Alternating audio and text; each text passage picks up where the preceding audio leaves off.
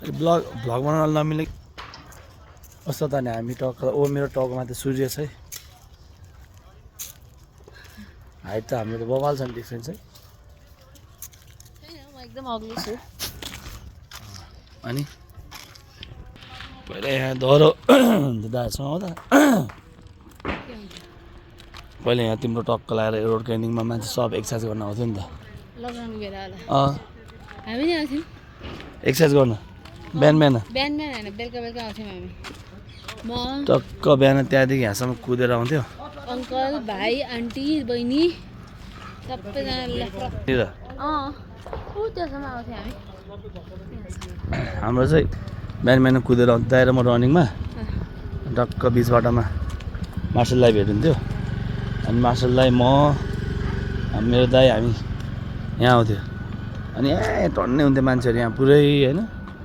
push-up गर्थ्यो कोही हामी चाहिँ बिहान आउँथ्यौँ कोही पुसअप गर्थ्यो आउ न म तिमीलाई देखाउँछु अझै यहाँनिर कोही पुसअप गर्थ्यो कोही सेटअप कोही के गर्थ्यो अनि सही हुन्थ्यो अनि एकछिनपछि बेलुकातिर चाहिँ यहाँनिर आउँथ्यो यहाँ टक्क यहाँ गयो नि तिमीले चिया पसलहरू टक्क यहाँ चिया पसल सबै खान पाइन्थ्यो कि रमाइलो थियो त्यो बेला अहिले अब बुढो भयो दाइहरू पनि कता कता कोही दाइ विदेशमा कोही कहाँ त्यो भएर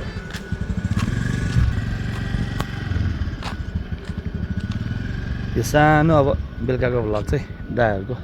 सम्झनामा बनाएको मैले चाहिँ तिमीले कसको सम्झनामा बनाएको यस्तो बाटोमा हिँड्न आउँथेँ लुखुर लुखुर लगाएर म त्यो बेलामा पनि म एक्सर्साइज गर्ने मोटिभेसनले आउँथेँ अहिले पनि म एक्सर्साइज गर्ने मोटिभेसनले आउँछु जबरजस्ती ल्यायो मलाई चाहिँ अब एकछिन बसौँ न त यहाँ ऐया ऐया ल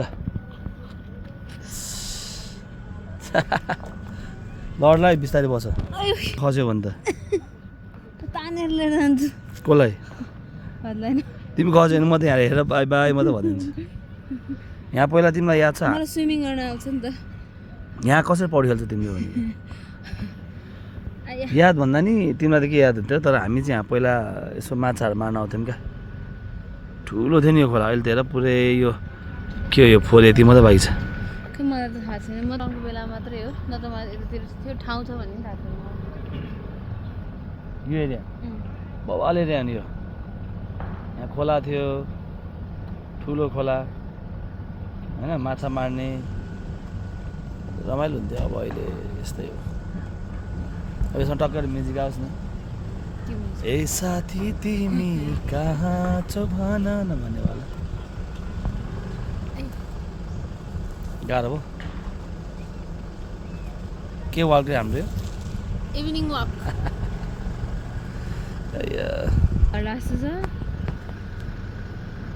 हेर्नु न यहाँ खुट्टाको नसा फुलेको उही हेर्नु न खै आमा हो फुले यता पनि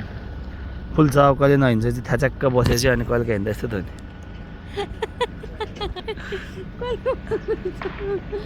हामी जस्तो हुनुपर्छ एकदम रेगुलर एक्सर्साइज फिट गर्ने मान्छे बुढेर थाहा हुन्छ खै छैन छैन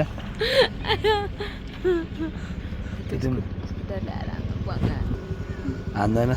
सिकिरहेको त्यो उ गरे त्यो गाडीमा हान्छ अहिले पिचिङ गर्नु हुन्न अरूको तर उसले धेरै गर्छ है म चाहिँ गर्दिनँ गर्नु परिहाल्यो नि अरूलाई गर भने होइन अब हामी के लाग्ने के यहीँ बस्ने हुन्छ खाना नि त्यो खायो नि हुन्छ त्यो तिमीले देखिरहेको छौ नि यो पाहाड तिमी यहाँ टक्क लगाएर यो जुन एरिया छ नि जस्तै यहाँ जुम गर्छु म अलिकति होइन यो एरियामा चाहिँ तिमीले के गर्नु पऱ्यो भन्दाखेरि दाउराहरू अलिकति यसो कडेकलाई के भन्छ नेपालीमा सङ्कलन दाउरालाई सङ्कलन गरेर टक्क तिमीले यहाँ बस्नु दाउरा सङ्कलन गर्ने कि दाउरा दाउरा भन्छ कि दाउरा भन्छ दाउरा भन्छ नेपाली टिचर नभन है म इङ्ग्लिसमा भन्छु नि त like you have to collect wood over there कि वुड्स भन्छ ओहो त्यसो म चाइनिजमा भन्छु नि त मिलाएको छिङचोङ बुझ नि त्यो टक्कै यहाँ चाहिँ तिमीले दाउराहरूलाई चाहिँ कलेक्ट गर अनि टक्क त्यो पाहाडमा गएर एउटा सिक मन छ तिमीलाई परेवा खानु मन छ कि जरेवा खानु मन छ कि जरायो खानु मन छ के खानु मन छ त्यही म ल्याइदिन्छु अनि that's what we can do तिमीले त्यसलाई टक्क पकाऊ म चाहिँ यहाँ बसेर मजाले यसरी ब्याकग्राउन्ड म्युजिकमा पनि त्यो ट्यार च्या च्या च्यावाला हुन्छ नि त्यो के बोलिरहेछ भनेपछि त्योवाला साउन्ड आइरहेछ कि कान बजेको हो तिम्रो भ्लग भन्छ यसलाई चाहिँ होइन के भन्छ अरे अर्ग्यानिक के भन्छ अर्ग्यानिक नै भन्छ अर्ग्यानिकको चाहिँ उ नै छैन नेपालीमा रासायनिक भन्छ अर्ग्यानिक रासायनिक भन्छ केमिकल रासायनिक भन्ने हो अर्ग्यानिकलाई के न के त भन्छ अर्ग्यानिकै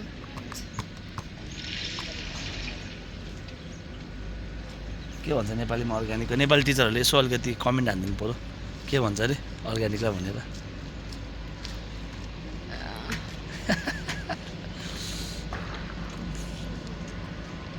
तिमीलाई कसले पढाए नेपाली 3 फेजमा 4-5 फेजमा पढ्यो नि नेपाली अब को टिचरको नाम लिनु मलाई नेपाली पढाउने टिचरको नाम मलाई अल्छम याद छ मलाई नि याद छ तर धेरै टिचरले पढायो नि 11-12 मा एउटाले 8-9-10 मा एकजनाले 5-6-7 मा एकजनाले 1-2-3 मा एकजनाले हाम्रो नेपाल नम्बर्सकोमा हुनुहुन्थ्यो गुणकेश्वरी म्याम भन्ने अनि माथि गएर पम्फा म्याम भन्ने हुन्थ्यो हामीलाई त गुरुबारे पढाउनु भएको थमनाथ गुरुबा अनि 11 मा चाहिँ के सर थियो सरले पढाउनुहुन्थ्यो इन्द्रनारायण भन्ने सरले पढाउनु भएको हामीलाई त अनि इन्द्रनारायण सरले अर्ग्यानिकको मिनिङ भन्नु भएन त्यो सरले त केही आउँदैन बरु हाम्रो 10 सम्मको थमनाथ गुरुबाले धेरै आउँथ्यो 10 सम्म गुरुबाला धेरै आउने पढाउनु भएको गुरुबा हेर न देख्यो देखाएको छ नि हो गर्छ देखेन ऊ मैले रियलमा देखिरहेको छु कि क्यामेरा पनि देखिरहेको छ लाग्ने अब ए हाम्रो आजको इभिनिङ वाक अनि मा चाहिँ यहाँ अब एक्सर्साइज गर्न आउनेहरूले आउँथ्यो हामी होइन बिहानै त्यो अघि नै भनिसकेको छु त्यो भएर फेरि पनि भन्न चाहेँ र त्यो बेला चाहिँ त्योभन्दा पनि अगाडितिर चाहिँ हामी सानो बेला हुने बेला चाहिँ अगाडि माछा अलि यहाँ ठुल्ठुलो हुन्थ्यो खोला चाहिँ एकचोटि हामी माछा मारेर एउटा कहानी छ क्या होइन एकचोटि माछा मारेर टक्कलाई मेरो दाइले ट्युसन पढाउँथ्यो कि म कति धेरै जुनियर क्लासमा थियो होला क्या अनि मेरो दाइले ट्युसन पढाउँथ्यो अनि सबैलाई ट्युसन पढाउँथ्यो हामी ठुलो घर भन्नेमा बस्थ्यो जालपाचोकको ठुलो घरमा अनि दाइले ट्युसन पढाउँथ्यो सबैलाई अनि माछा माऱ्यो होइन टक्क लाएर गयो अनि यस्तो खालको यो बोतल के यो मिनरल वाटरको हो यस्ता टक्क हाल्थ्यो अनि माछा हालेर जान्थ्यो कि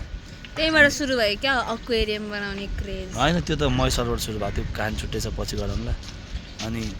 माछा मारेर टक्क हिले माछाहरू भने टक्क हालिदिएर गएको थियो होइन घर गएको त अनि यस्तो हात सुनेर दाइले माछा थापेर एक लात हालेर त्यो माथिको भरेको सिधै तलको भरेको पुऱ्याइदिएर अनि बङ्लाङ्ग लड्यो हुन त दाइयो माया लाग्छ फेरि उठाएर अनि भाइहरूलाई माया गरेर फेरि लास्टमा चाहिँ अनि म चाहिँ अनि गुवा गरेर उहिरहेको थिएँ कि अब होमवर्क गर्नु पर्दैन भनेर अनि फकाएर अनि फकाएर रुन बन्द भयो अनि के भन्छ भने होमवर्क गरेर कि अनि फेरि अनि रुदिम भएको थियो फेरि होइन भने फेरि आँखामा पिट आँसु बनाएर फेरि होमवर्क चाहिँ गरिरहेको थियो त्यो बेला सानो बेलाको कहानीहरू यही हो अब भोलितिर अब फेरि भोलि अर्को वाल गर्ने बेला भोलि अर्को कुरामा भूकम्प जस्तो लाग्यो है तर होइन त्यो माथि लोड गरेको